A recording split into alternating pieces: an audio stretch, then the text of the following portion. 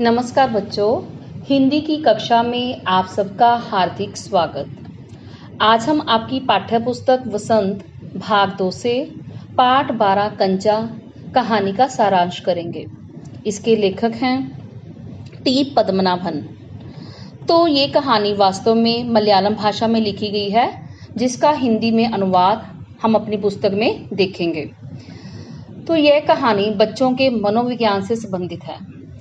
इस कहानी में बड़े ही सुंदर ढंग से अप्पू नाम का जो बच्चा जो है इस कहानी का मुख्य पात्र है, उसके द्वारा बच्चों के मनोवैज्ञानिकता को बड़े ही सुंदर ढंग से हमारे सामने प्रस्तुत किया गया है कि किस प्रकार से बच्चे मासूम होते हैं और अपनी मासूमियत से सबका मन मोह लेते हैं। तो आइए इस कहानी का सारांश विस्तार से करते हैं।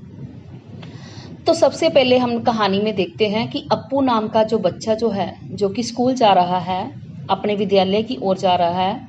रास्ते में उसका ध्यान किसकी ओर है?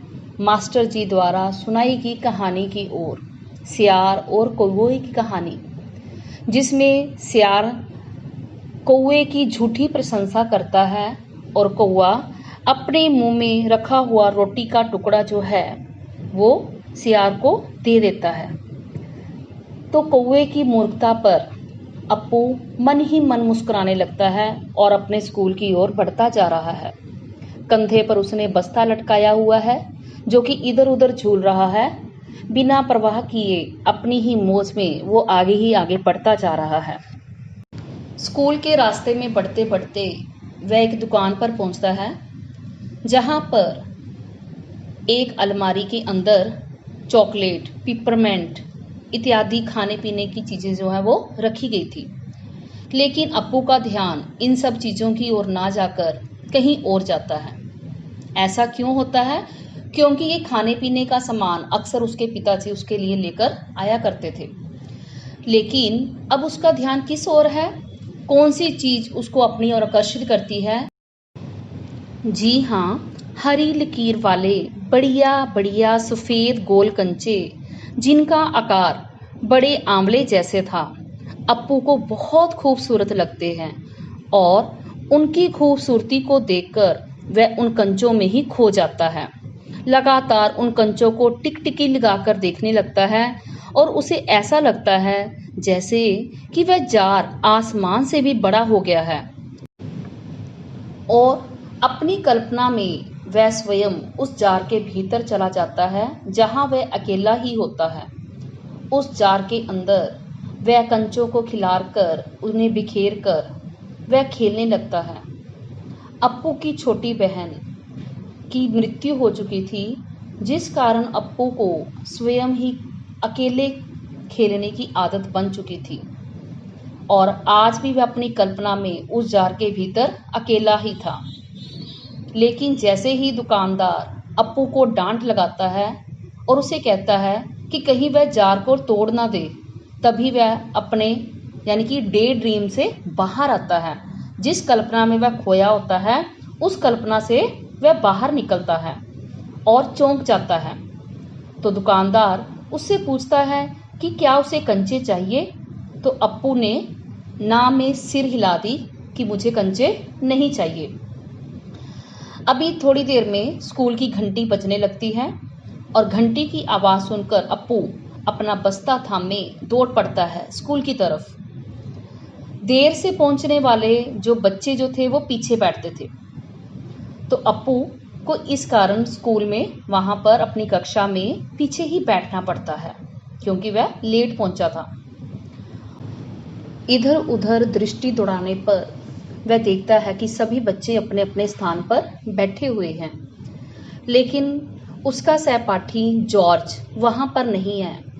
तो पता चलता है कि जॉर्ज को बुखार है, जिस कारण वह कक्षा में आज पहुंचा नहीं है। तभी मास्टर जी रेलगाड़ी के बारे में पढ़ा रहे थे। रेलगाड़ी के विषय में वह जानकारी दे रहे थे, लेकिन यहाँ पर अप्पू जो है अपनी ही कल्पना में खोया हुआ है। उसका ध्यान मास्टर जी द्वारा पढ़ाए गए पाठ की ओर ना होकर कंचों की तरफ है।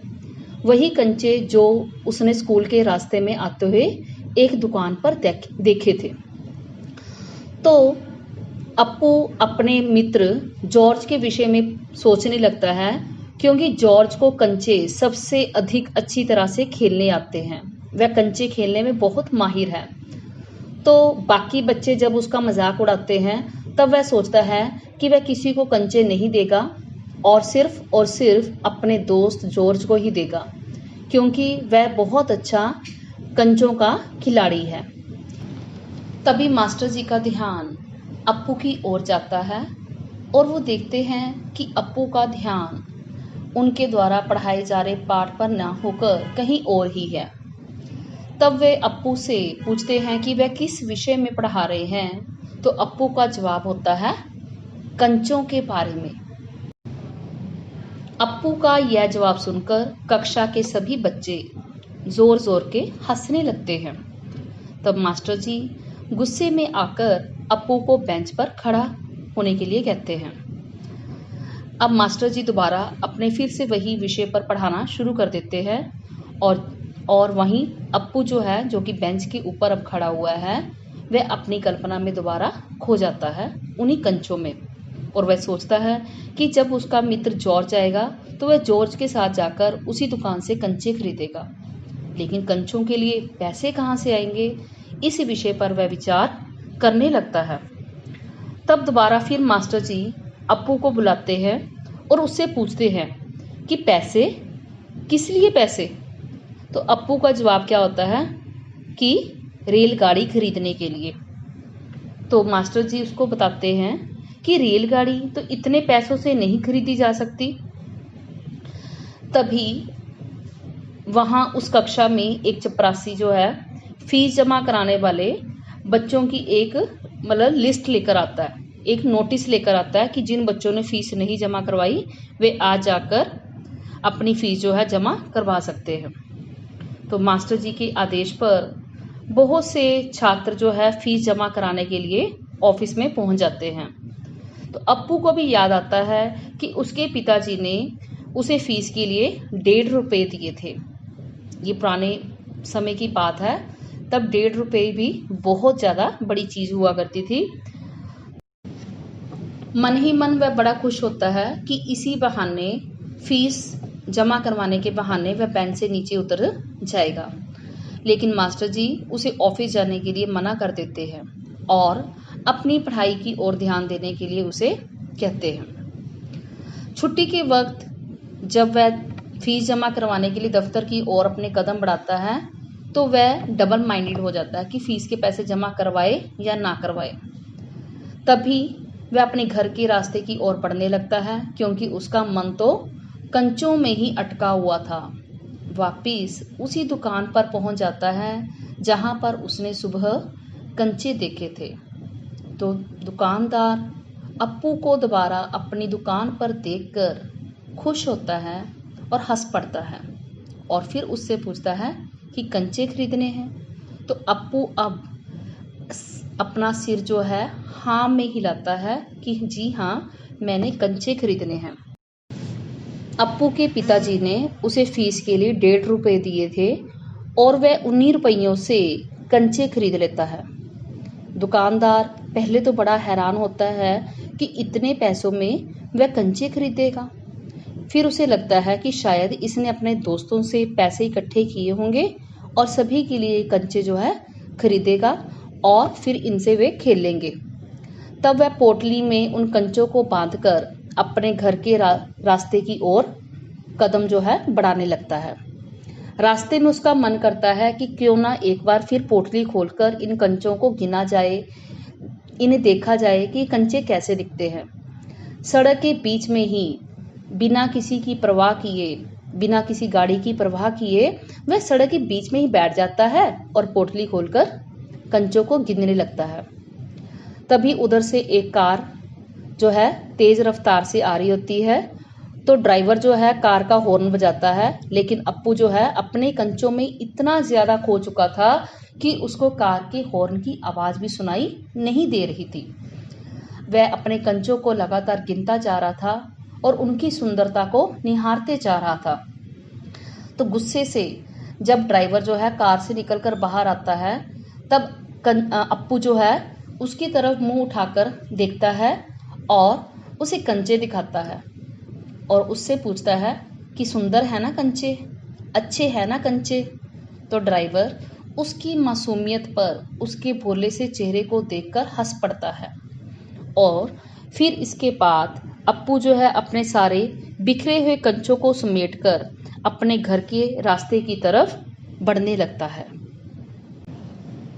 घर पहुंचते ही अप्पू अपनी माँ को कंचे दिखाता है। माँ इतने सारे कंचों को देखकर हैरान हो जाती है कि तूने इतने कंचे कहाँ से खरीदे। तो अप्पू अपनी सारी बात बताता है कि फीस के दिए हुए पैसों से उसने ये ढेर सारे कंचे खरीद लिए क्योंकि ये कंचे उसे बहुत ही पसंद थे। माँ को पहले तो थोड़ा सा अप्पू की इस बात पर गुस्सा आता है, लेकिन फिर उसकी मासूमियत पर माँ जो है हंस पड़ती है। तभी माँ को ध्यान आता है कि अप्पू इन कंचों के साथ किसके साथ खेलेगा।